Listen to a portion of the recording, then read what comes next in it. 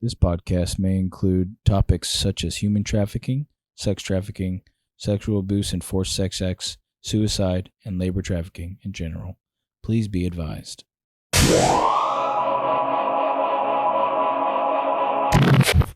Hello and welcome to Help I Need an Adult. We're here at Fogwatch Studios with my co-host, as always, Megan, Hi. Mixmaster Chef, and our special guest, Tina. Her background includes hairdresser to human trafficking advocate and all the way to social worker student extraordinaire. So we're here to talk about some topics, and I say let's get started.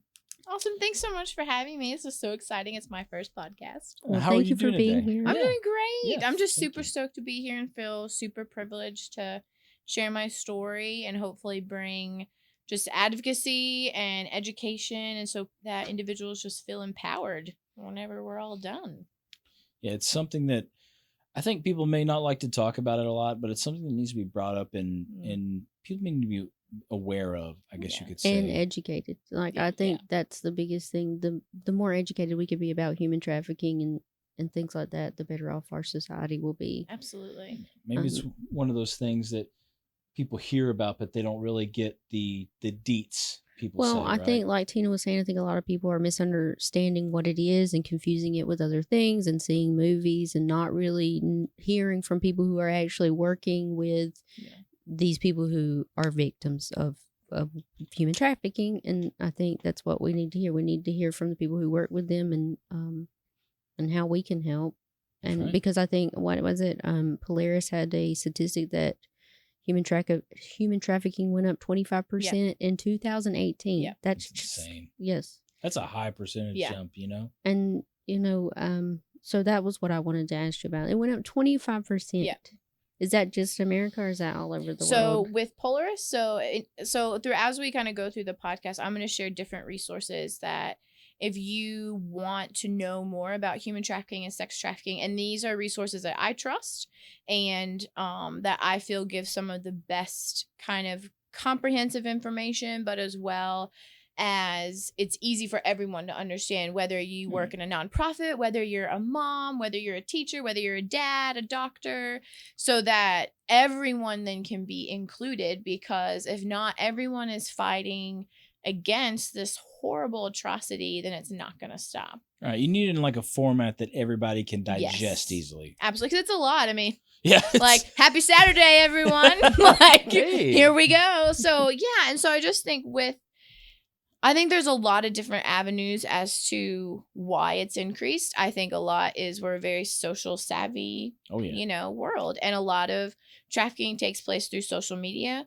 And I always share with people, too, that people who are predators or who are traffickers, they know their victim.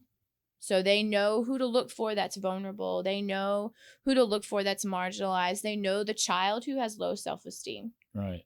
They and this are is because smart. of social And I hate, media. and even saying that, it's like they are smart and they know how to exploit and they know how to use psychological warfare and physical abuse.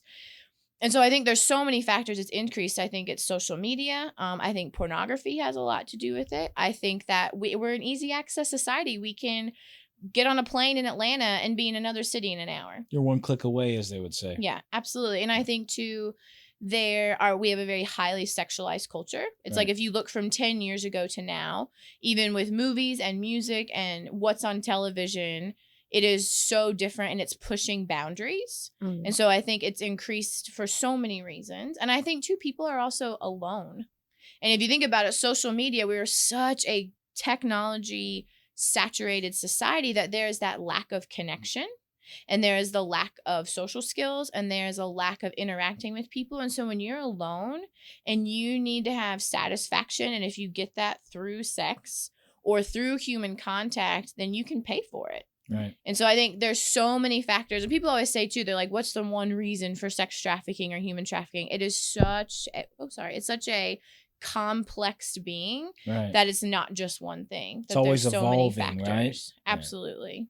And it's so funny that you say that, because it's like there are literally apps and websites that are directed at people like, oh, you don't get out a lot, Right. you can use this app or this website Right. to get in touch with people. Absolutely. When it's like, normally you would just go to a Absolutely. bar, maybe, Right. and just talk to the Yeah, you can go to Tinder. Right Just- or left? Yeah, right, left. Am I You're allowed to there. You say, go. like, name Absolutely. brand things? Yeah, I Okay, think I so. wasn't Yeah. sure. Well, I mean, So sorry. You're And good. plus, too, I think a lot of like you've got Backpage. oh .com. yeah, you hear about and that you've all got the time. Craigslist. And Yeah. it's like there's a lot of big companies that also, whether they want to admit it or not, they are feeding They're involved in into it. sexual exploitation. That's what amazes me. Like, Yeah. Facebook, like, Yeah. social media and stuff like that. It's like they don't. Obviously, they're so big that they just can't say, "Hey, we've got to lock this down," Right. because it would just take millions of dollars. But it's so crazy how people are so blatant, Right. that they would just say, "Hey, we're going to post this on social media, and we don't care," Right. and nothing happens. And it's just, I really am glad that you've come here to let us know, like, hey, it's not just like all secrets and alleys Right. and stuff. It's right in your face. Absolutely. Things you might see them every day, not realize Right. it, but it's there. And I also tell parents too, it's like if you have a child or a child that you have custody of, if you're a foster parent, like if you are a biological parent, like if your child is on social media, you have to be social media savvy with them. So you have to have the conversations. There has to be boundaries. There needs to be a dialogue to where if something goes on, your child feels safe and they can come and talk to you and say, hey, this guy messaged me. I don't know what this is about, because kids are so He vulnerable. wants to bring me pizza and beer. And I Right. don't understand. Absolutely. And so it's like I always share with parents, like it is an awkward conversation. It is uncomfortable. And it's like if you feel that your child is ready to have that conversation, if they're ready to be on social media, it is a responsibility. And as a parent and myself as an aunt and as a godmother, it's my responsibility to ensure that the children in my life are safe. Well, think about And it. so it's having that open dialogue, even though it's like so painful and so awkward. But in the end, your child then is going to be empowered. Right. And they are, instead of living in this state of fear or unknown, they're going to feel empowered. And then there's this open dialogue to where you can have with your child about social media that then can lead to other serious topics that are able to talk about, whether it's suicide, whether it's depression, whether it's anxiety, self-harm. Then you open that dialogue and that they know, okay, I can come to my mom, my dad, my grandmother, my aunt, my guardian, and have these conversations. Right. And which is amazing, because then it's like, okay, now there's that awareness. And now they know how, okay, here's how I can be empowered. And this is what I can do. I can And- talk to them. Yeah, and they need to be able to talk to their parents, because Absolutely. if something gets sent to them and they feel like, oh, I'm going to be in trouble because this person Right. sent me this inappropriate content and they're asking me for something Right. inappropriate, then they're going to think, if they can't come to you, I'm going to be in trouble. Right. And I'm that's doing- where the it's- manipulation starts. Absolutely. It's like they feel like I'm doing something Yeah. wrong. Yeah. And what's weird too is, when we were kids, it's like that was never a talk your mom had with you. Right. It's like, hey, when you get on Facebook, you're like, back when we were kids, like there was no internet. You wrote letters. Right. Yeah. You're like, hey, don't write letters to weird people. Right. Right. But like now it's like, hey, when you get on Facebook, you need to be careful about Right. talking to people. And they're like, it's so weird how we have that shift. Yeah. And you're right. Like eventually it doesn't matter who you are or where you live or, whether you're black, white, Asian, doesn't matter. You're going to have that talk with your Yeah. kids eventually. Like when you get on Facebook or Craigslist or, Tumblr or whatever the Yeah. heck you're doing, like eventually you're going to run into something weird. Well, you have to Absolutely. talk to them about it too, even before then, because if you don't Right. and you're not, They need to We- be prepared for it, oh yeah, right? well, I mean, I think and some of the information you sent, most of the time, it's people you know. Yeah. It's people you know. It's not a stranger. It's somebody you know. That's Yeah. shocking. That's what who shocks me. hurts you, manipulates you, or even Yeah. sells you. Yeah. And how do you approach that? Yeah. Because these are adults. You're supposed to be trusting them. Right. I mean, and that's what we teach our kids. Trust these adults. These people are supposed to love you. And how confusing is that for a child? This Right. person is supposed to love me, but here they are, and they're hurting me, Right. and they're using me, and they're doing all kinds of terrible things. Absolutely. And And I think that because that you're like, oh, this person is your family and they love you, they're like, oh, it must be okay. Right. yeah. Right. It's or they not- feel like they're going to get in trouble. Right. Because they're like, Right. oh, well, this is I have been taught that this is bad, Right. but like I must be doing something Right. wrong. And a child too, developmentally, depending on where they are at, cognitively, psychosocially, emotionally, Right. they're not ready to handle something that is horrific, such as sexual abuse, because mentally and emotionally, they're not even up in order to process it. Right. And so it's the thing of where I always share with parents, be proactive versus reactive. With aunts, like I'm an aunt and a godmother, try to be proactive versus reactive. Of course, respect the child's age, their developmental, where they're sitting in that kind of that developmental stage through their life, and go to resources and chat with people. Like if you're involved in a faith community, like chat with your pastor. If you go to a temple, like chat with people there, chat with other parents, look up resources, because parenting is so scary. Like, and it's so overwhelming, and like being an aunt and a godmother is scary and so overwhelming, but it's like, okay, what can I do to best not only protect and ensure safety in the child's life, but to empower them? Because it's like, it's that gray line of where you want to have the conversation, but then you never want to have it too soon as well. So it's like, I always share with parents, like, your kid best, what they can handle and what they can't, but also too, like, look into development, like start learning about child development. What does that look like? How does that moral development work and cognitively? And then you able compare that together. And as well too, like my faith for me is very important. And it's also like, okay, God, like, where are you leading? Right. If your spiritual journey is important to you, it's tapping into that as well, because it has to be a fully holistic approach, because we're full human beings. Yeah. Do you know what I mean? We're fallible. Absolutely. And it's hard. Like, no one wants to have the conversation. It's like having the conversation about sex. You don't want to have that with your kid, but like, you got to. Yeah. Like, the like birds and the bees. You're like, great. Your kids don't want to have it with you either. No, they're like, oh my gosh, this is too like much. you think it's awkward for you. How do you think they feel? Yeah. They're like, no. whoa, I don't Right. know, Dad, Mom, I thought we were just going to have ice cream. Yeah. Like when you said birds and bees, I literally thought we were talking about like honey. Yeah, honey. We're gonna get a honey farm. We're gonna start bee farming, and then you talk about this, and Right. I can't. Well, take this.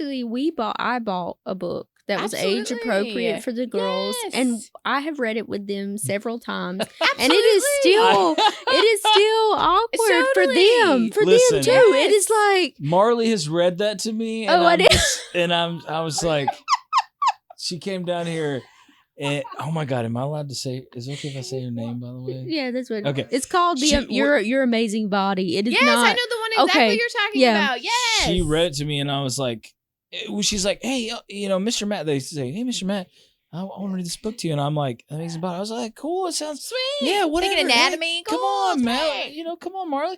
And she's just like, starts talking about it, and then and I'm just like, oh. Shit. This is not what I thought this was. It literally was just like, you're driving And on you're a nice in, straight, and you can't get out. Nope. Then you go down into the cave, and you're like, oh, we're already here. You gotta get to the end. I don't know if I should apologize for putting you in that situation. Well, the thing is Good future training. no one was around, and I was just Right. like, I didn't know how to do it because I'm a new father. I'm not even technically a father. My kid's not born yet, so I'm like, I'm just this is gonna happen to me, Right. so I need to just deal with it Embrace it. embrace it, right? And she was talking about things, and I was just like, okay, all right, yeah, And you're like, I can't leave. yep. Oh, really? Okay, Good to know. See, great. I did not know that. I knew it actually, but I was Right. just trying to. But put now on I'm informed. Thank you. I appreciate that. Yeah. And then just she kept on going, and I'm just like, okay. All right. All right. Cool. Yeah. Really? Wow. All right. Okay. It's a great book. And it was. I just didn't realize. I think I didn't think that the book would go that. Sure. Like it was a good book, but I didn't realize it was that good of a Right. book. Like it's really trying to get your kids into like, hey, listen, Absolutely. this is what this is about.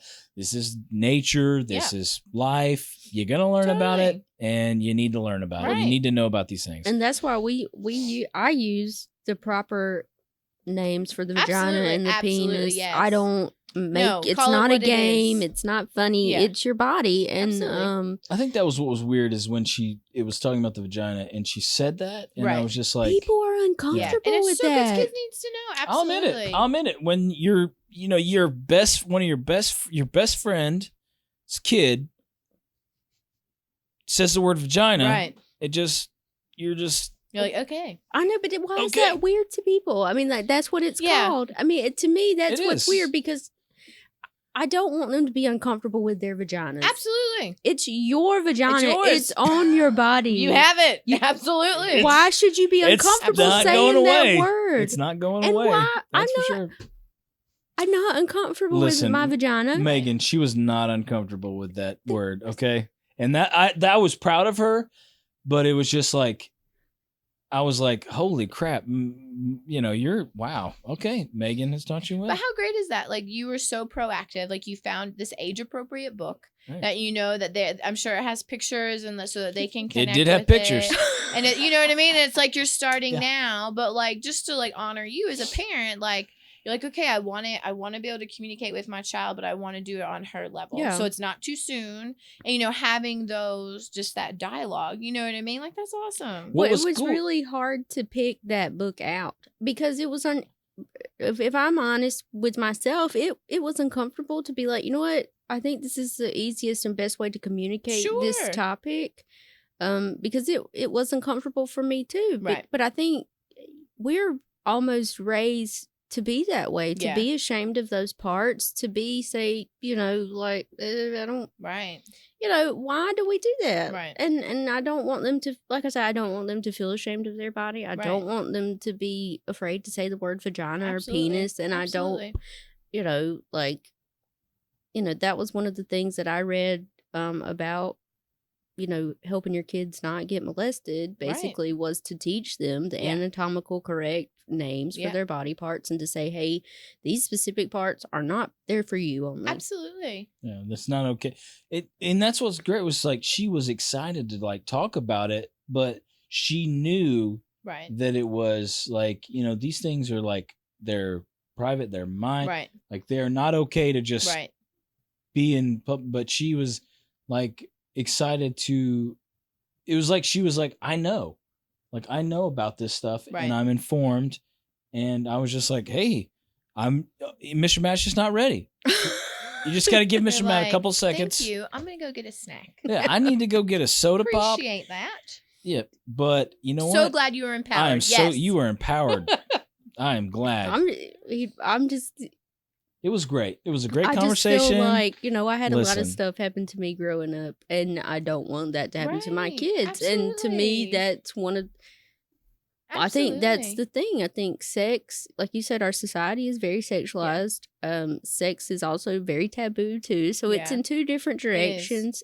Pornography, even Joe Rogan one time was like, there's so much porn out there now that they could stop making it because you're never going to be able to watch all of that. Right. Like, I mean, it's just, everything's out there. And just violence as well. It's like, if you think about just like the extremes of violence and how now normalized it is.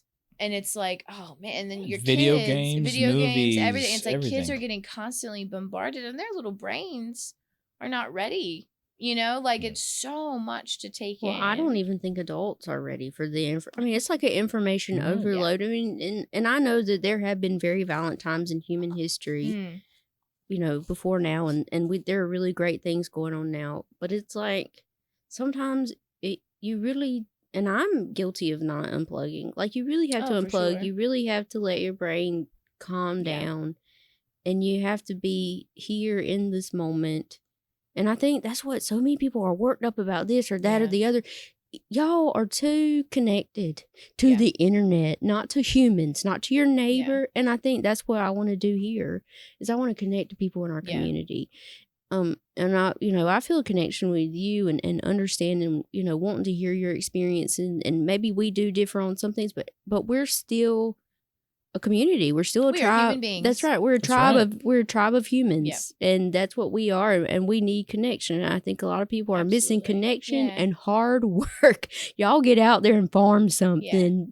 Take care of some animals. We had an animal rescuer here last weekend. Do some good and stop complaining. Yeah. But I wanted to ask you how you got into this, because your journey it's a crazy story. I know, because I met you. Everyone sit back. Well, like we were saying, there's so many things. You're like, it's when you hear about how I got into it, it's kind of a funny story. Yeah, because I met Tina years and years ago. She used to cut my hair when How I did you- worked at yeah, I was gonna say, Starbucks. how did you meet her? No, it was in. I did her hair. Let's see. Was it in Canton? It was when we in met? Canton. So it was about 2007. Yep. Oh wow. No, 2005. Yeah, 2007, 2008. And with a salon I worked at, there was a Starbucks down at the corner. And I would go down there and get my coffee. And Meg was in there, was like, come, I'll cut your hair. And then she came in. Yep, I came in several times because Yeah. Tina is awesome. So that's how we connected. And then you got to love social media. There are good things. And so, yeah, she just followed my journey and then was like, hey, do you want to come on your podcast? I'm like, okay, I'll come on your podcast. Cool. Yeah, because like I said, like she said, I've been following her on Facebook, watching her go from Thailand to Cambodia to Australia. And so I want to know how you went from Right. that Point A little to point B. salon. For sure. Yeah. So I'm a retired hairdresser now, but I did hair almost 14 years. I retired last July, from the That is hair a industry. long time. And so I was working at a salon in Canton, Georgia, and my faith is something that's very important to me. And I was working and I was teaching for Paul Mitchell at the time. And a friend of mine was living in Thailand and working for an organization called Destiny Rescue. And she lived there for a year and came back to our church and was like telling us all about it. And at that point, that was like probably 2010. And so human trafficking and sex trafficking was still really grassroots. So it hadn't really become a social movement at that point. And she was telling me about it. And I was like, oh my gosh, this is happening like to people. This is horrible. This is reality. And I'm like, this is real. And so at that point, the organization, they had started a hair school program. And I was like, oh, well, that's really cool. Like teaching girls how to do hair. So it's a transferable skill. They could get a job and take care of their families and then be able to leave working in the bars and the brothels. I was like, oh, okay. And so she like did her talk and she came up to me and was like, Tina, like I'm leading a trip. Would you want to come? And I was like, first off, where is Thailand? I had to look on a map because I was not sure. Yeah. And I thought about it. She's like, we would just love for you to come and teach and like work with the teacher that's there. And so she was like, it's going to be about 2.5 weeks. And I was like, oh, so I asked my boss and I was like, okay, cool. She's like, yeah, I'll give you the time off. And so I went for 2.5 weeks on a team trip for this organization to do some hairdressing and teaching. And when I got there, I could not believe what was happening. When we arrived, we went and did a tour of Pattaya. So for those of you that don't know, Pattaya is the number one, it's called the sex capital of the world.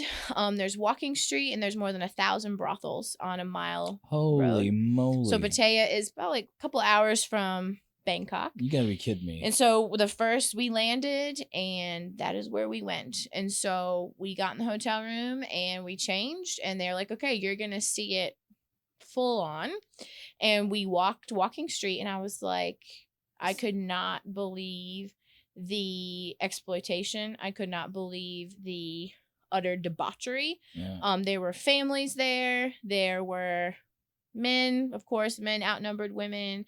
There were girls half naked in the windows. I mean, it was so intense and in your face and people being exchanged for money.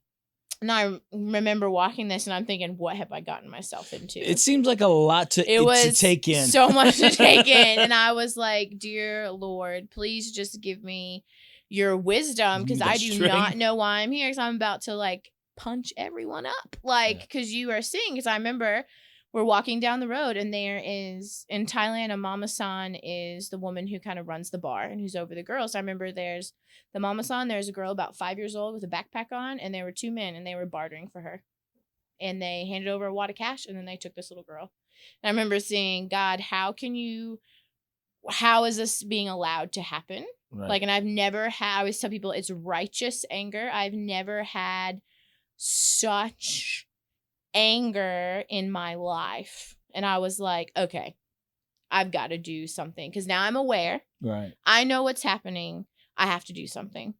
So then at that point, we went up to northern Thailand and I got to work with the girls who were rescued out of the sex industry. And I taught hairdressing classes, worked with them on their skills, worked with the teacher. And then we also then did the same thing in Cambodia. And I was like, I came back and I just to let y'all know I'm a crier, so I'm probably going to cry. So I came back and I just thought, I have to do something. I got to get involved in this, right? And it still makes me cry because there are children that are hurting. And there's men and women who are being exploited. And these are human beings. You know, I'm like, human beings who were created by God. And so I came back and I was like, I have to do something. I was like, I don't know what I'm going to do, but I have to do something. And so I was like, I remember I called up my friend who led the trip and I was like, so I'm just asking, what's the minimum time I can come? And she was like, I'm not really sure. And I was like, well, you know, I know the one teacher's there. And she's like, oh no, Tina. She's like, your week you were there, that was her last week. She's like, there's not a hair school teacher. She's like, the program stopped. And I was like, well, all right, okay. then. And she was like, let me call, let me like figure out or whatever. And so I like waited. And I was like, okay, God, I'm like, if you want me to go, I'll go. Like, I will do whatever it is. Like, I'll do it. And so I was like, oh my gosh, like what's happening? So she called me back and she's like, well, when could you be here? So at this point, it's like November. It's like probably November in 2011. And she was like, when's as soon as you could be here? In my mind, I'm like, oh my gosh, I got my job. I got teaching. I have a house. Like, what the crap? And she was like, could you be here by January? And I was like, no. I was like, that is not happening. And I was like, I can be there by March. And so my job was amazing. So I was going for 3 months. They gave me the time off from work. Paul Mitchell was amazing. I sorted my house and everything because the whole reason I first went was because I was going for 3 months to help hire a teacher. Because if you're not a hairdresser, you're not sure what to look for. You don't know what skills. And so they were like, yes, can you come and like just get it up and running, help us hire someone, and then they can come and you can train them. And I'm like, oh yeah, perfect. So like I went, and within 24 hours of being there, I was like, this is where I'm supposed to be, like without a doubt. And so I like did all this stuff and they're like, oh, I was like, oh, I found someone to hire. And they were like, oh, you have? And I was like, yes, it's me. And they were like, oh, thank God. Like, and so like we were hoping you they were like, oh, so relieved. And so then I did 3 months because I was on a 3 months visa. And so I call that my spring tour of Thailand. So that was like March to June. And then I came back to the United States because you have to apply for a year visa. So I came back. And then by September, I had packed up my house, packed everything, raised all the support that I needed because I was a full-time volunteer, and was gone by September. Wow. And then was there from September 2012 till mid-2015. Wow. 2015, 2016. Holy, that's I did about 5 years. I'm like, it's all such a blur now. And so, yeah, so then I just went there and that was it. Because I was like, okay, I have to do something. And at that point, this is what I knew I was supposed to do, was to go. And I always share with people, it's like, not everyone can go. Right. Like, you know, like I had people here who were constantly supporting me financially, like ensuring everything was taken care of because they couldn't go, but then I could go. And so then, yeah, so I did that, and I was based out of Chiang Rai, Thailand, which is northern Thailand, and I ran hair school programs for girls that were coming out of the sex industry. So everything from sex trafficking to sexual exploitation to girls who were working in bars and brothels. And basically our rescue team would go in and they would find these girls and would work with them. And then when they chose to leave, they then would come to our aftercare facility, and we would do the aftercare program with them, and hairdressing and counseling and job training, so that they then could be upskilled and be able to support their families. How long is that process? So my program was the longest program. So typically with hairdressing, we would do minimum 3 months. So I'd call it like the boot camp of hairdressing. And so girls would come in for 3 months and we would go through basic skills to kind of see, okay, is this for you? And if it's not for you, that's okay. Let's find something else. And so we would get them prepped and ready for hair school, because a lot of times the girls had been out of school for a really long time. They had maybe not gone to school at all. And so to get them ready for the school environment, and I would kind of assess their skills. And then I would also work with the social workers and the counselors to make sure that they were, you know, emotionally ready to enter into like a public hair school environment. Yeah. So they would do my program minimum of 6 months, minimum of 3 months, maximum 6, 8, 12 months, however long it took. And if they, because you have to meet certain requirements. So if they like, got caught sneaking out, then they had to start back over. So it's like, so all these different requirements. And then once they finished my program, they then would transition to a public hair school in Thailand. And that was about 6 months. And so they would earn their certificate, and then we would do job placement and place them into different salons, whether where we were located in Thailand, in their village where they lived back with their families, if it was deemed safe, or some of the girls then would open up their own hair salons, which then we would do with them and do a microloan program. And so they would be in my program minimum maybe 6 to 8 months, maximum 2.5 years. And so it would really just depend on level of trauma, skill. Age was a factor because you have to be 14 to enter hair school in Thailand. Right. And so sometimes we had to wait for their birthday to roll around. So yeah, so then that's what I did for, gosh, like 5 years or something. It's crazy. I can't even, blows my mind to even like think about it. So the age of people of like the girls that would come in there, it would range anywhere from. Yeah, so my girls specifically ranged, the youngest I had was 13. Yeah. And then would range to about 13 to 17, 18. So the organization I worked for, we worked with 18 and under. Well, it was cool So you we guys worked with caught them. minors. Yeah. You know what I mean? Because you were saying what some people could be in it for 30. Yeah, 30 it can years. be a whole life. Yeah. Like, that's what that's your lifestyle. Right. So we work specifically with minors and specifically with girls. Right. And so my job was vocational training. And so vocational training then would partner with aftercare. And so within aftercare, so the organization I worked for, it was rescue, restoration, and reintegration. And so it was the full thing. And so within aftercare, we then had an aftercare program. The girls would have counseling. They would do life skills classes, working on life skills and soft skills. They would have group therapy, group counseling, as well as be paired with a social worker. And then they also then could make jewelry. That's how they would make money when they were in aftercare. And then if they chose to come to hairdressing, then they'd enter my program. And then I then would work with all the different people in aftercare to make sure, okay, this is the fit. This is what they want to do. Here's how we need to get from point A to point B. All right. And so, yeah, so hairdresser by trade in the U.S. And then I was a hairdresser in Southeast Asia. And so that's what I did, was train and get girls ready. And then I had a school in Thailand, and then I set up a school in Cambodia as well, in the northern province, up in that area, kind of close to the Vietnam border. So, yeah, just crazy. Did you ever have any girls who, meeting you, you're from the United States. Did they ever want to, obviously that's their home. So Yeah. I'm guessing large majority of them wanted to stay there. But were there ever any who were like, you know what, I want to go, I want to see what it's like in the United States. Maybe it's different. Maybe it's a new, like you were, like I want to go to Thailand and see what it's like and see how, go on an adventure.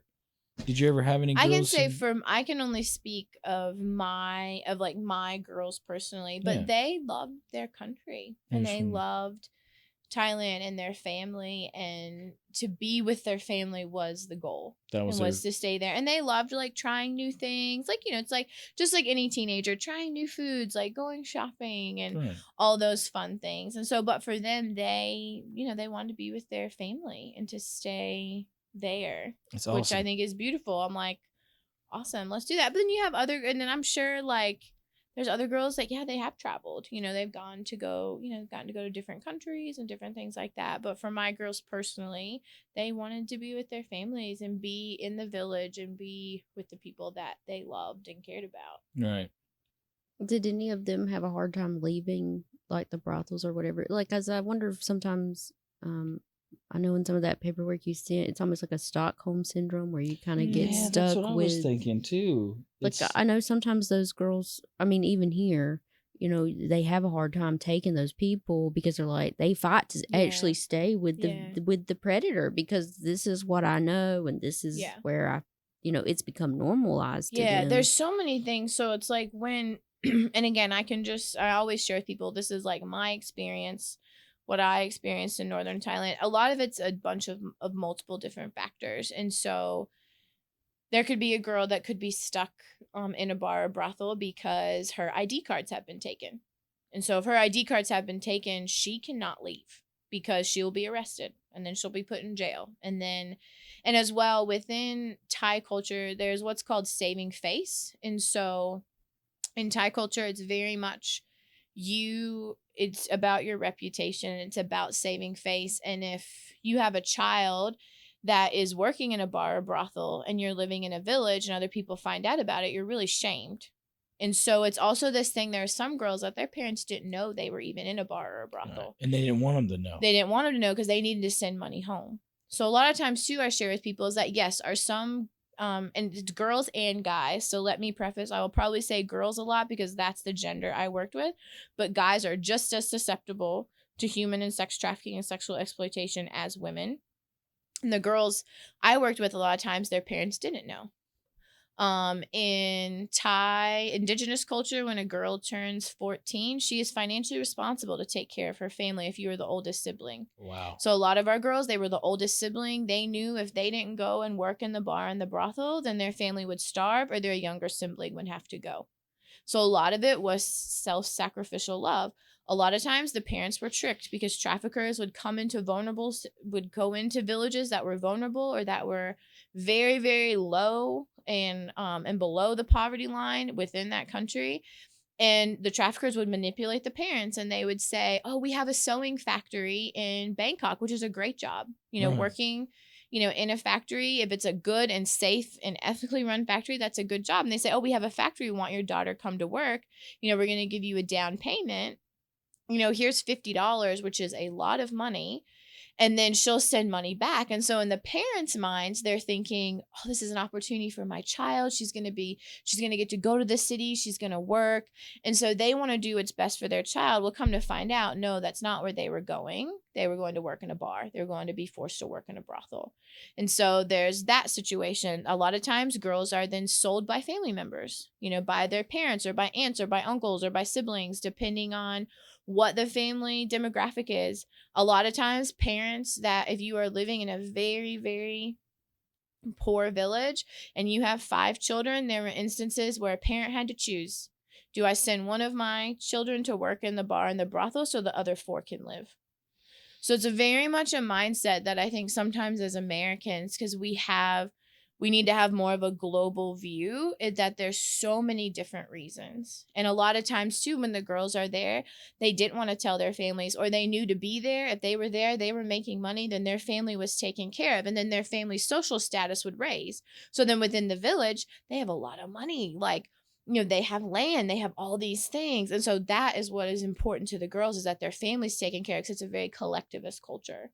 And so there's so many different things. And then, because a lot of times when I have conversations, people will say to me, oh, they choose. I do not think that anyone chooses to be working in a bar or working in a brothel or chooses prostitution or chooses all these different things. Right. To me, there are circumstances and systems and factors that shape that. Then you decide where you're going to go. I don't ever think, oh yeah, people, they choose that. No, they don't. Like you there's said. So many factors. Right. And I think a lot of times because of like the media and because of movies and stuff that come out, we think, sex trafficking is one thing, but it's so many factors. And it's understanding that like a lot of these girls, their families are starving. And a lot of these girls, because they came from an indigenous background, they weren't allowed to go to school. Right. So what are they going to do? Because in their mind, they're thinking, well, I'm worthless. I can't do anything, but I can sell my body. Because there's a lack of self-esteem and a lack of self-worth because there's been systemic oppression from the government. And so there's so many different factors. And that's what I always share with people, like, just get informed, learn about the culture. Every culture is different. American culture is different from Thai culture. Australian culture is different from European culture. And it's understanding the why behind it. And it's understanding that these are people and they're human beings. And I worked with children, and that these are children and that they're people. And I think a lot of times we think of it in massive numbers. Right. And it is a huge number and it is a huge problem. Like I've got statistics here. This is the newest statistics pulled from the International Labor Organization. And as of 2016, which was the last numbers that were pulled, 40.3 million people are in modern day slavery. So modern day slavery is another name for human trafficking. 40.3 million. It's a giant number. And then I always share with people to break it down. The International Labor Organization reports that 5.4 victims out of 1,000 are of modern day slavery. I'm sorry, 5.4 is way too many out of 1,000. It should be zero. Especially in Should be- 2019. right. Yeah. Yeah. Sure.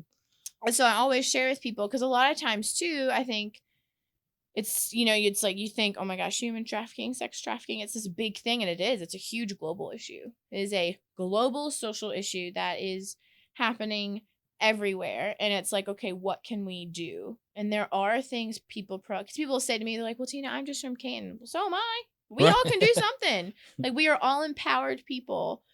And so that's just my passion, and part of the reason why I then retired from hairdressing after I moved back to the United States to become a full-time student and to become a social worker, so that part of my journey is walking alongside people to be like, this is the potential I see. What do you want to do? Let's get you from point A to point B. And I'm just coming along for the journey because you are self-determined.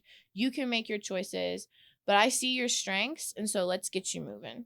And to me, it's the same thing with being an advocate for whatever cause that might be. If it's human trafficking, if it's, poverty, if it's homelessness, whatever that looks like. I just encourage people like to find your tribe, find your riot, and find out what you're passionate about and just grab hold to it and just go full force. Do you think, and this might upset some people, but do you think what drives us, the trafficking and all that different things, is it more of in country or is it the tourists? I think it's both, honestly, because Equally. when you're in Cambodia, they have what's called KTVs, which is basically like a bar brothel combined into one. Yeah. And a lot of times it's a mix of both. Same in Pattaya, it's a mix of both. You must Like, see I would say, like, in my professional opinion experience, do I think Western culture drives it more? Yes, I do. right. Some people would disagree, and that's fine. That's your opinion. That's from my work experience. But I always say local individuals, no matter the country, are just as guilty as Westerners. Right. But I think Westerners, yes, we play a huge portion of it. Yeah, I would think. I mean, Absolutely. some of the things that I've seen in media and different Yeah. things, like it's just because you don't think it, you don't want it to happen, doesn't mean it doesn't. Yeah. There are people who, that's the reason they go over Yeah. there. Yeah. And eventually, and I always, because people always ask me, they're like, Tina, they're like, how do you, because it is a dark world and it is sad, but there's also a lot of good. But people always ask, they're like, how do you justify, Right. like, how, and for me, like I said, my faith is something that's very important to me. In the end, God wins. Right. So, like, my girls might not get justice here, but my word, when God comes back, like, he's going to get justice That's what. in whatever way it is. And so for me, it's like my faith plays a big role, because it's like, I can't fix it. It's like, this is the world that we're in. My girls have seen so much injustice, and a lot of them have gotten justice through the legal system, and some of them haven't. But it's like, I know that a shadow of doubt, they're going to get justice. And for me, Eventually. that is what drives me forward, because they may not get justice here, but they will get justice in the end. Well, the legal process for all of that stuff, even in here, is Yeah, it's very intense. complicated, isn't it? So much red tape. Yeah. Well, I mean, slow. even the victims themselves Yeah. can be prosecuted for prostitution and jailed Yeah, for and it that. depends on how it falls under the TVPA, which Yeah. is like Right. this government. I mean, law. and that's why I wonder, like, the laws for that. Like, where is the line? Because there are some women out there that just, they do prostitute themselves. I mean, and like you said, I think it's a matter of circumstance and maybe need to, drugs. I don't know. There's a lot of circumstances to why a woman would prostitute herself. I feel like, that should be her choice. That's my choice. Sure. I don't, if you're not forced into it by a man or another woman, but you choose to prostitute yourself, okay. It's your choice. That's You're not right. a choice for me to make for Right. you. But as far as like children or people who are being Right. forced into it, so there's got to be a line. There's got to be somebody here to say, this person was drugged, this person was forced, this person was coerced, they were manipulated, they were beaten on. I mean, like that with the wheel of power. That Yeah. there's so many things on there that It's like you said, though, where even over here, like, we're supposed to be super first world country, civilized. It's like, where's that line that you Yeah. draw between, like, this person has been, obviously has been mistreated and, like, taken advantage of, and, like, how, you that person versus the, like you're saying, like, no, I just did it because I needed money. Yeah. And I willingly went into this. But then there's the person on the other flip coin and said, no, I didn't want to do this, but I had no choice. Yeah, like, my boyfriend forced me to do it. my My right. dad forced me to do this. I mean, and And now that's hopefully, like, I have hope that, like, the legal system will continue to change and will continue to I hope adopt so, laws. too. And that is why I went into social work. And that's why hopefully when I graduate, I will be a social worker, because that is where that advocacy comes into place. Because people who are voiceless and who feel disempowered have to have someone to advocate for them. well, I mean, I can't imagine that you would feel like you had any power if Yeah, you've 'cause been you feel abused for so years and disempowered. I mean, and then again, going back to what I had said before, that some of the people with like the Stockholm syndrome, Yeah. like I know I've even talked to truckers who have gone to truck stops and they're at truck Oh, yeah, stops and they'll absolutely. call the police and they attack the truckers for calling the Right. police. That seems insane. They're just trying to do something Yeah, right. and Yeah. typically, like, in that case scenario, granted, I don't know the circumstances, but Yeah. a lot of time too is because they know if the police been called, when they go back, they're gonna get the crap beat out of them, Yeah. and they're gonna be abused, or they're gonna take all their money, or they know, like, maybe they've said, if you don't bring back such and such, now I'm gonna kill your mom, I'm gonna find your kids. Because it's such a cycle of such manipulation, and it's the power, and it's Power the and the money. coercion, and it's just like trauma and abuse, and people that, it's like, I always tell people, if you've been told time enough again that you're nothing, you're gonna believe that you're nothing. Right. And it's such a lot of times too, I always say it's like that psychological just abuse and manipulation. After a while, you're done. Like, you can only take so much, and that's why it's so important. Like, I'm a big advocate for people that are in the legal system, police officers, to be trauma informed, so that they know when they're questioning someone, okay, this is why they're reacting this way. Because there's always a reason for a behavior. Whether we agree with the behavior or not, there's always a reason. And so it's about being trauma informed. And it's about, because people ask, they're like, well, what can I do? It's like, well, it's like, maybe have the National Hotline for Human Trafficking in your phone. Have your local police department information in your phone. Know how to place a report with your local DFACs. If you see something, it's you being proactive or calling the safety number at the police station to say, hey, I've seen this.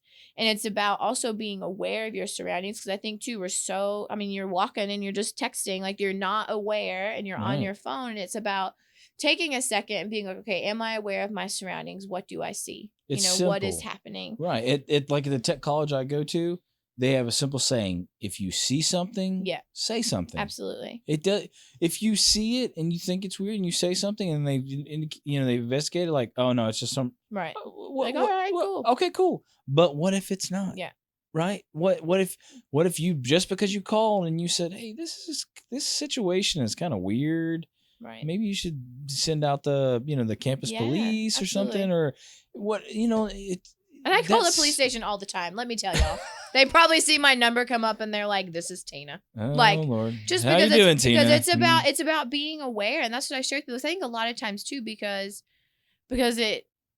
human trafficking, it's such a huge issue. You can feel overwhelmed and you can feel defeated. It's a lot. And you can feel sad, and you are just like, what can I do? And it's like, these are the little things that move it. Because it's like, when the organization I worked for, when they would be able to find girls and they would rescue them, it was because someone tipped them off. Right. Or it's because this person said something, or because they had heard from another person that there were underage girls. Right. Or they had seen something. And so I always share with people, like, I know we might think it's such a small thing, but it's just those little things that you can do that is what leads to social change. And that is what's gonna, the more education you have, whether it's like going to websites and like being informed about it, what you can do in your community, how you can help, if that is where your passion lies, then you can, whether you're volunteering at an organization, or you're, if they have, like, there's different organizations that do like thrift stores, you can take your clothes there, and that money is going to go for a good cause. Right. You can donate monthly, you can sponsor a child, that's coming out of the sex industry, you can fund projects, you can volunteer. There's so many things you can do that is so important, and that does make a difference, and that it truly does matter. I just honestly, kind of going back to what you're saying, when you first went there, like, I have a bit of a temper. Okay, I'll just go and say that. And to have the self control that you had of not just wanting to like punch the mama sons out, Yeah. or the two gentlemen who are, Yeah. like you see that and you're like, what? You just want to go like murk those people, right? And like, how can you go to sleep at night in your bed and think, okay, yeah, whatever. It's just I'm making money. It's fine. I'm selling a 5-year-old into slavery. Yeah, I mean, it's no big deal. I wonder how that thought process works. I'll tell you, it's two of one thing. It's the grace of the Holy Spirit for one, and two, and it sounds so simple, and like, and I get this question all the time because people would be like, how. Yeah. And I would say, one, it's the grace of God, but also two, and it sounds so simple, but hurt people. That 9 times out of 10, if someone is, involved with an underage child, typically there's probably history of some sort of abuse. Maybe they've been in the same situation. Or lack of connection or lack of attachment. Like there's so many things, or they've been desensitized or something's happened. And at the end of the day, for me, it is like we live in a sinful world. And it's imperfect. That we do. And for me, it's like because people will ask, because a lot of questions I get, which is a very common question, is they're like, how can God let this happen? Right. How can God let this injustice happen? That's a very valid question. So let me tell you, I searched for 3 years being like, okay, God, what is it? And something that for me that brought me peace, and not everyone is on this same journey as me, and that is totally fine. What brought me peace is that God is not causing it to happen. It's man's choices.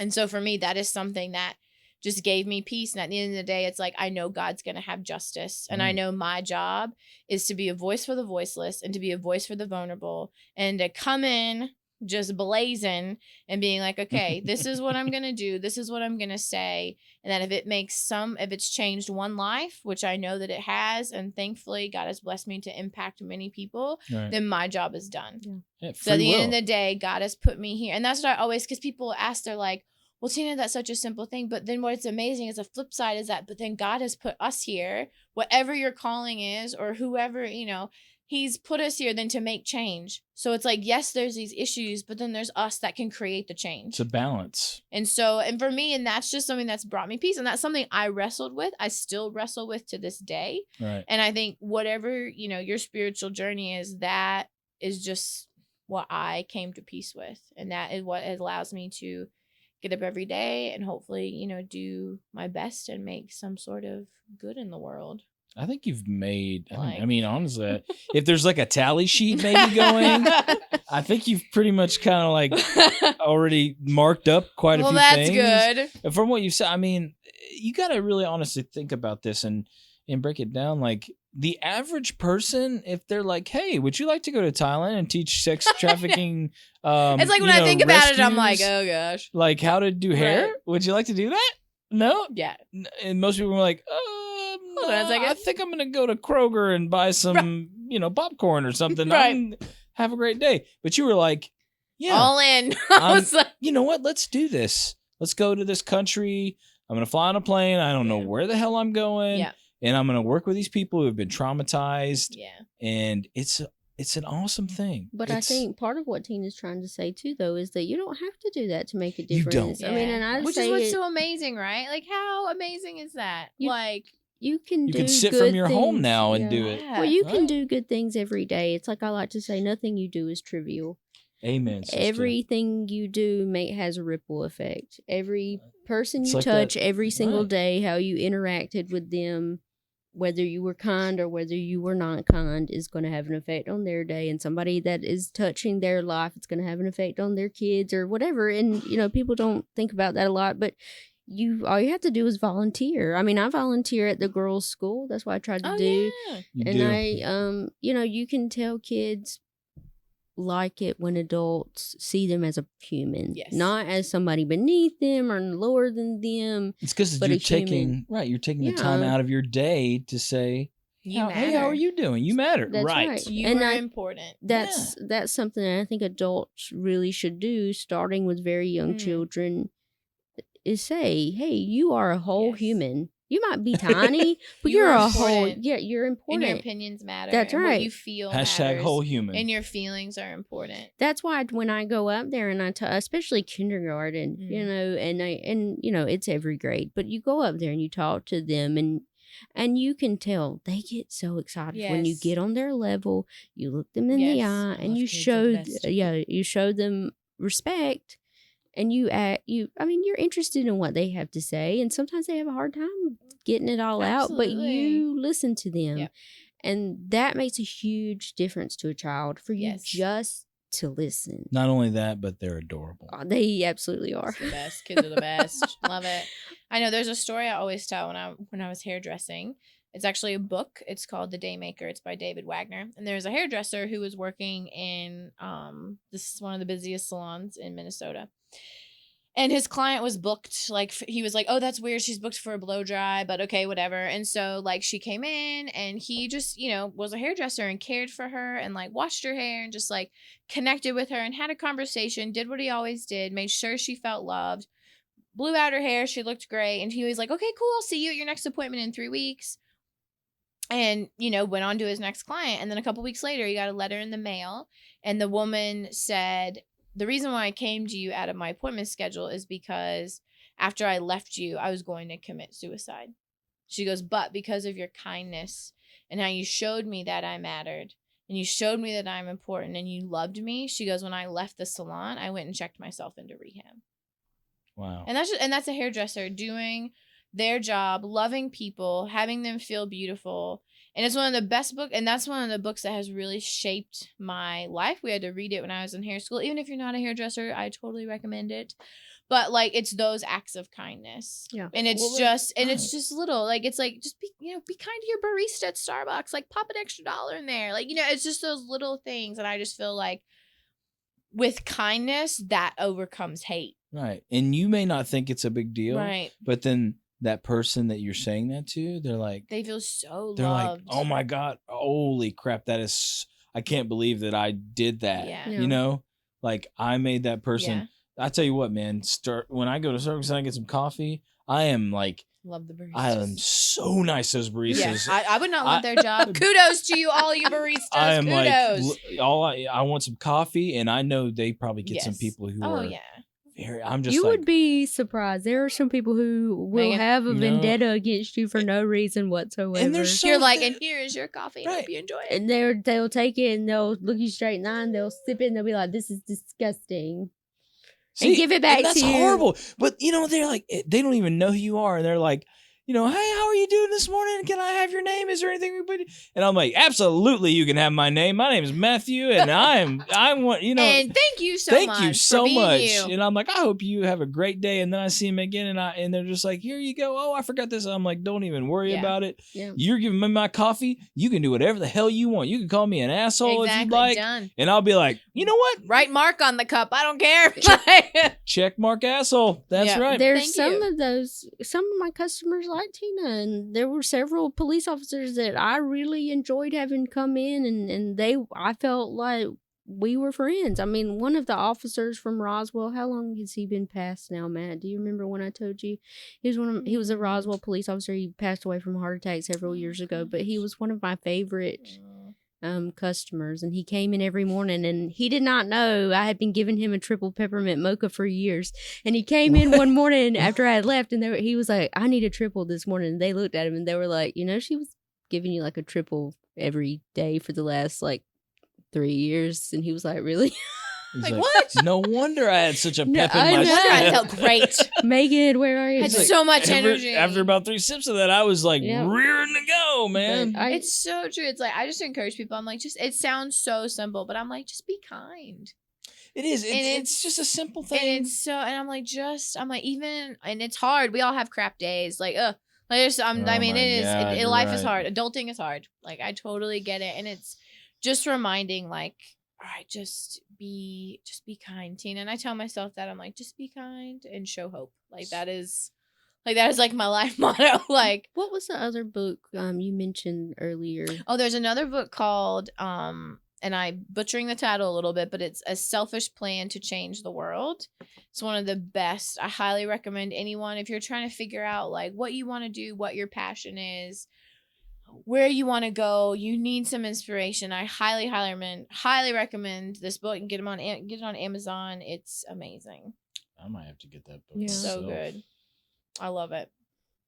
Struggling with life choices and thinking you're supposed to go one way, and It's then hard. you get there and you're like, Well, I think over and over again when we talk to people, and we haven't done that many interviews, but when we talk to people, it's like people continuously throughout their lives start over. My dream right now would be to be on the border, like in Mexico, like working, just waiting, right? Yes, working with the families that come. are I'm here. forced into detention, like, and so that is my dream. So that would be something I would want to do. Like, I'd have whatever my social work career is, but would to be like on emergency call, Right. or if there's a natural disaster, bringing There you social go, workers yeah. in and stuff like that. So that, that is like what I eventually want to do, and just have that as my way to serve and to give back. Because in social worker, we believe in like a part of our code is to give back and do pro bono, and that is something I want to do to serve my community and to serve the world. To be like, hey, here are these skills that I've learned, and I want to be able to help people that are in crisis who maybe couldn't afford it, or who don't know how to get access to resources, or there's so much pain and hurt. Just coming in and being like, I'm here. Like, you need to cry. Like, let's just cry. Like, cry you together. need like, let's just cry it out. Absolutely. Just come here, you cry, I'll cry because you're crying. Yes. Somebody in the porn, they're over there, they'll start crying. We can all just have our feelings. Right. Just let it out. So yes, that would be my dream, would be to be able to volunteer in that capacity, like whether through immigration, whether through human trafficking, however that looks like. Yeah, because I mean, here in Georgia, like you said before, Atlanta is one of the biggest, or is the biggest hub for sex trafficking. Yeah. And so I think that would be a good place to start for sure, for helping people with. I mean, Atlanta's probably got a lot of people that really need some help. And I'll tell you, that was when I moved moved back, when I was living overseas and I knew I was supposed to come back to America, that was something I really had to deal with, because I was not happy about coming back, because in my mind, I was like, was it the fact that you felt like you were like leaving them? In my mind, I was like, I'm in these countries, and I am, you are just seeing, depths of poverty, just pain and hurt and exploitation of families and children. And in my mind, I'm like, here is privileged America. I was like, there's no way. And this is just me being vulnerable. I was like, there's no way my behind is going back there to like serve people that don't deserve it. I mean, I had to, and it was a big struggle. It was like 6 months before my visa was up, and I knew I was supposed to be back in America. I knew that's what it was, and I was not happy about it. Right. And I had a lot of anger and resentment, because I was like, I am here, and there's so much pain and hurt, and there's just lack of resources, and I mean, basic lack of food, lack of water. I mean, just basic needs. People that are starving. And then here there is in America, people are pissed because they can't get their food fast enough. I mean, it was such a struggle. And then finally I was just like, okay, I've got to like reconcile this, because I can't be bitter. I can't be angry. I can't have this like malice or this hate. And it was quite a sobering experience. And for me, the Holy Spirit just said to me, Tina, you will serve my children overseas, but you will not serve my children in your home country. Yeah. And I was like, all right, I'm going to repent now. Thanks. Like, I mean, it was a very sobering experience, because I was like, you know what? That is correct. Like, why do I think one child deserves it more than the other? And then when I came back here and I was doing school and like getting into it, and then because I'd been away for so long, I then started learning. I started pulling up all these statistics on Cherokee County, and all these statistics on like kids. So many kids that are on free lunch. How many kids at the time when I pulled up the statistics? This was like 3 years ago. It was like 6% of children in Cherokee County live in poverty. That's a problem. Right.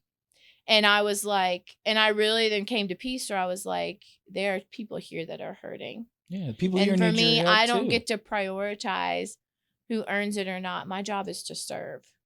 And that is to serve whatever demographic, whatever population that looks like, and that it's a privilege to do that. And Right. so that really, and then just as I've been studying and just learning more about the community, because it's changed so much, I am like, there's just as much need.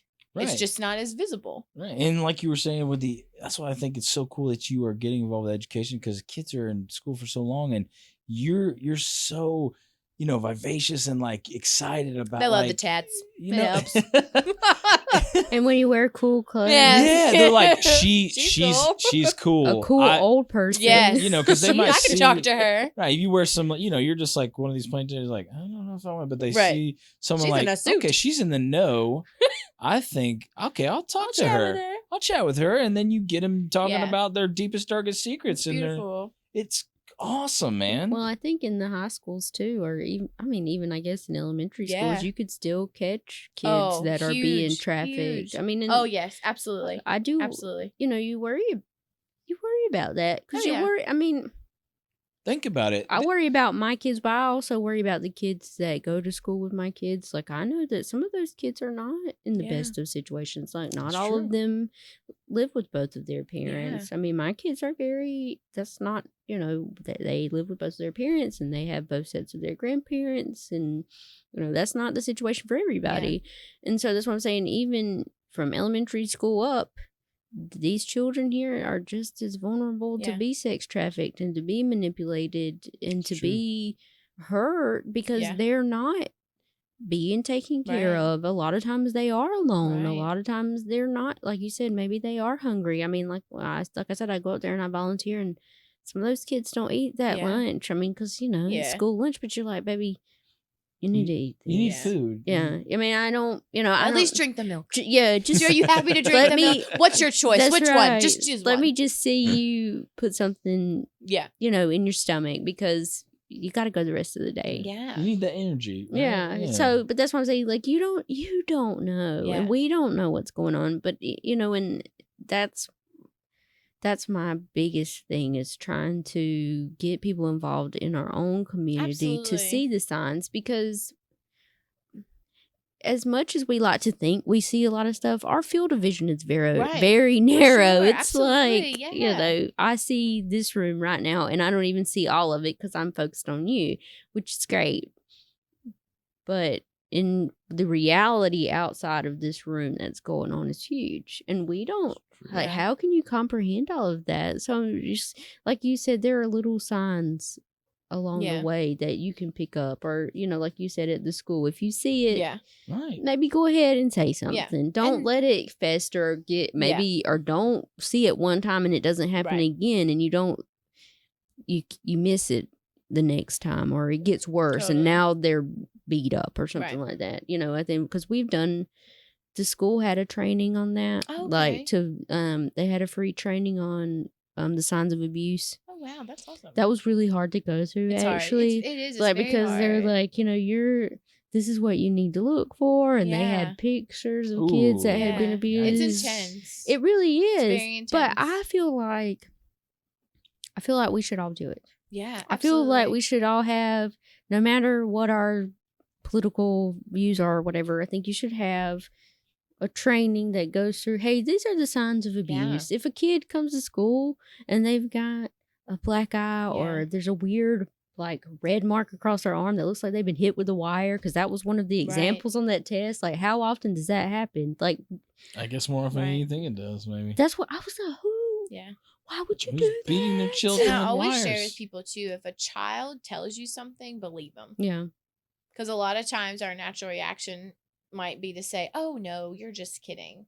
But maybe that was the one chance because they saw they could trust you Yeah. and they shared with you. So I always share with people, regardless, because people say, well, what if they lie? Then my response is there's always a reason to a behavior. Yeah. So whether it's true or untrue, there's a reason why it's true, but there's also a reason why it's untrue. Well, I Right. think that And so it's just, I always just share with people, I'm like, if a child is vulnerable enough to share something with you and you are a mandated reporter, and especially you know that you need to say something, just believe them, because the worst thing that it is it ends up being, okay, we've checked it out, everything's good. Yeah. Well, you know what I think mean? Like that even- is what's gonna happen. Right. Even if a child lies, sometimes it's not a lie. Sometimes it was a Yeah. misunderstanding. I mean, we've even had that, but we went Right. directly and to there's the but it school. always, and if you are listening to this or watching this and you are struggling and you need help, like feel free to call like the national like trafficking hotline, the national suicide hotline. Call your local police department. Call, if you're not sure what to do, just go to your police department, go to your fire department, call 911, like whatever it is you need. If you're struggling, you're not alone, and that there are people that care about you and that see you and that you are valued. And so it's like there is help, and please know that you are not alone. That is like the biggest thing I just always want people to grasp. And do you have any other tips for people? Like, just like for me and Matt, if we're out or whatever, or anybody in our Absolutely. community, tips. I always share with people, it's like, if you see something and you're like, that's off, 9 times out of 10, you're going to go with your gut. Yeah. And so it's like, if you see something, call there, like in Cherokee County, there's like a concerned citizens hotline. Like call the hotline, call the police department. And the best thing I always tell people, try to remember as many details as possible. Right. So it's like, try to remember the clothes. Like if you can't remember anything else, remember what the person has on. Try to get their weight, try to get their height, try to get their hair color, try to get if there's a distinguishing factor, if there's a tattoo. If they're with someone and you think it's a bit sus, try to remember what they look like. So it's like, and it's such this short amount of time, and your adrenaline's going. So I always tell people, try to remember as many details as possible, and then call the local authorities. And if you see something and you're like, that, like if you're at the airport and, because all over the Atlanta airport, there's the trafficking signs, Atlanta airport. It's like, if you see a young girl or a young boy with an older man or an older woman, and you can see like, okay, they haven't been fed well. There's something that's not off. Why are they in first class together? Why does she look terrified? Because a lot of times too, it's like when people are in that situation, they're not allowed to talk with people. And if they lock eyes with you and there's something right, go to someone in the airport, go to someone in the store. Well, It's like, and a lot of times too, if you're not sure if it's like an unsafe situation, don't engage. Go into the store, get on your phone, call, make contact, whatever you can do. It's like, just remember what you're seeing. Well, in the it's like the most airport, details we did have possible. somebody here that works at the airport. Yep. They said that they saw a situation like sure. that but they can't leave their store. Right. And they called, and he gave as much detail as he could, but he doesn't know what happened in that situation. And that's okay. He did what he needed to do. Like, I mean, you made the call. I like, think that is what matters. Do you think that maybe they got to those people? Yeah, I mean, for sure. To me, it's like, I feel like maybe Hartsville Jackson, they know there's an issue. Maybe there should be more people around. They train the people to call. But more security, maybe. Yeah. More. Just something, because like he felt like, I did, like you said, I did what I was supposed to do, but I can't leave my store and follow them. Like if you're at work or whatever, I mean, I guess the best thing you could do is take a picture, say, hey, this is where I saw them going. But like you said, that adrenaline and everything, but I don't want people to think that, like he did, like, what if I didn't make a difference? And the thing is, he did all he could do. Like, he followed protocol, he did what he needed to do, done.